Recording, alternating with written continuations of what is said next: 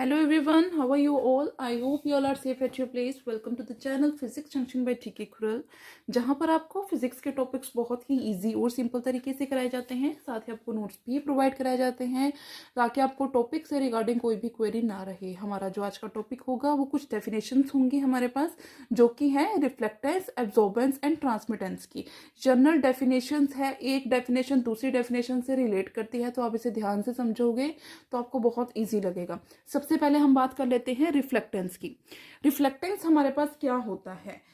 Reflectance is defined as the ratio of amount of thermal radiations reflected by the body. Thermal radiations reflected by a body. Transmittance reflectance क्या होता है कि जब thermal radiations को reflect किया जाएगा, ठीक है, वो होता है रिफ्लेक्टेंस। और रिफ्लेक्ट और रेशो ये किसकी होगी? Amount of thermal radiations reflect by the body in a given time to the total amount of thermal radiations incident on the body. ठीक है, वो क्या होता है हमारे पास? रिफ्लेक्टेंस होता है। इसे हम डिनोट करते हैं स्मॉल आर के साथ। ठीक है, इसे हम डिनोट करेंगे स्मॉल आर के साथ। रिफ्लेक्टेंस क्या होता है? Amount of radiations reflect by the body in given time. तो हमने सपोज कर लिया कि Q1 हमारे पास रेडिएशंस है जो कि रिफ्लेक्ट हो रही है एक टाइम के अंदर।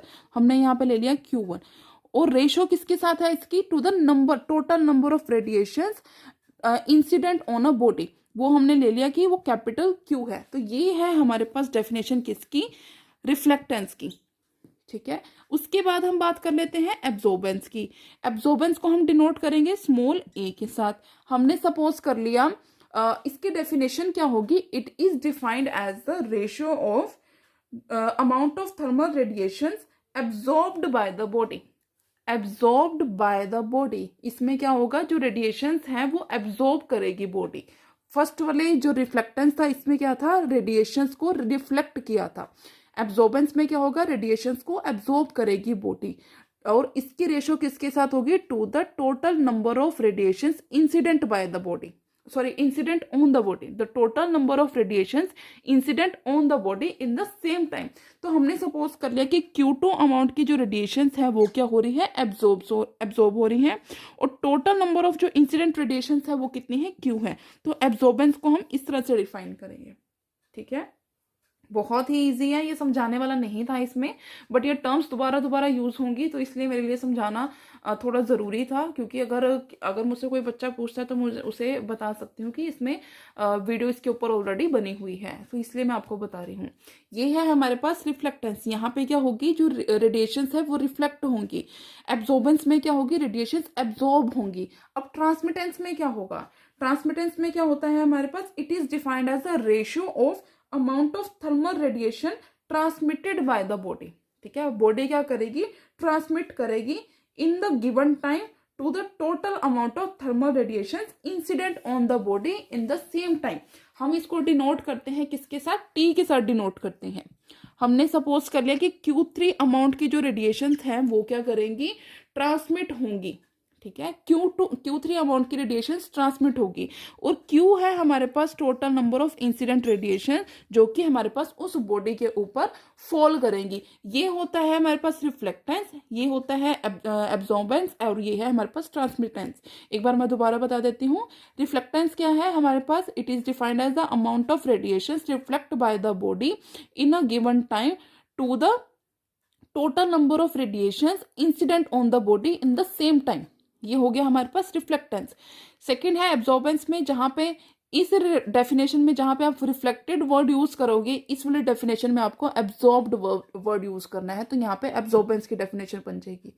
सिमिलरली जहां पे आपने रिफ्लेक्टेड लिखा है, एब्जॉर्ब्ड लिखा है, उसकी जगह पे अगर आप ट्रांसमिट वर्ड यूज कर लोगे तो वो ट्रांसमिटेंस की डेफिनेशन बन जाएगी। ठीक है, बट ये जो हमारे पास क्वांटिटीज हमने लिखी हैं इसको हमने डिफरेंट लिखना है। ठीक है, ये होती है हमारे पास डेफिनेशन किस किस की? रिफ्लेक्टेंस, एब्जॉर्बेंस और ट्रांसमिटेंस की। तो बाय डेफिनेशन हमने ये सारी तीनों चीजें हमने बता दी। ठीक है, उसके बाद अगर हम इन तीनों को ऐड करते हैं R plus A plus T, तो वो क्या हो जाएगा? Q1 plus Q2 plus Q3 by Q, क्योंकि एलसीएम ले लिया हमने यहाँ पे Q, तो ये हमारे पास इसके इक्वल आ जाएगा।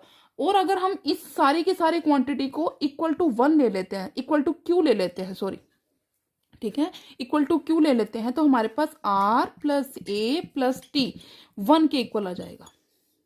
ठीक है, अगर एक और चीज मैं आपको यहाँ पे बता दूं, अगर हमारे पास जो बॉडी है वो ट्रांसमिट नहीं करती है किसी भी तरह की हीट रेडिएशंस को, तो इसका मतलब क्या होगा, ट्रांसमिट नहीं कर रही है तो इट मीन्स कि T इज इक्वल टू 0 हो जाएगा। तो इस इक्वेशन में T इज इक्वल टू 0 किसके इक्वल हो जाएगा, R plus A equals to 1। अगर हम यहाँ से एब्जॉर्बेंस की वैल्यू निकालें तो absorbance is equals to 1 minus R। यहाँ से हमें क्या पता चलता है कि अगर हमारे पास जो रिफ्लेक्टेंस है उसकी वैल्यू ज्यादा हो जाती है तो उस केस में हमारे पास जो एब्जॉर्बेंस है वो कम हो जाएगी और वाइस वर्सा ऐसा चलेगा। तो इसलिए हम क्या बोल सकते हैं कि जो गुड रिफ्लेक्टर्स होते हैं वो क्या होते हैं, बैड एब्जॉर्बर्स होते हैं। सो ये थी हमारे पास definition reflectance, absorbance and transmittance की। यहाँ पे एक चीज नोट करने वाली है कि जो रिफ्लेक्टेंस, एब्जॉर्बेंस और ट्रांसमिटेंस होता है ये किसके ऊपर डिपेंड करता है, nature of the surface of the body, और सेकेंडली डिपेंड करता है वेवलेंथ ऑफ इंसिडेंट रेडिएशन। ये उस बॉडी का जो मटेरियल है उसकी क्या नेचर है उसके ऊपर डिपेंड नहीं करेगा। ठीक है, तो ये था हमारा छोटा सा topic, reflectance, absorbance and transmittance. I hope आपको ये समझ में आया होगा। अगर नहीं समझ में आया तो आप मुझसे दोबारा पूछ सकते हैं। अगर आपको मेरी वीडियो अच्छी लगी हो तो मेरी वीडियो को लाइक करना, मेरे चैनल को सब्सक्राइब करना, ज़्यादा से ज़्यादा शेयर करना। Thanks for watching.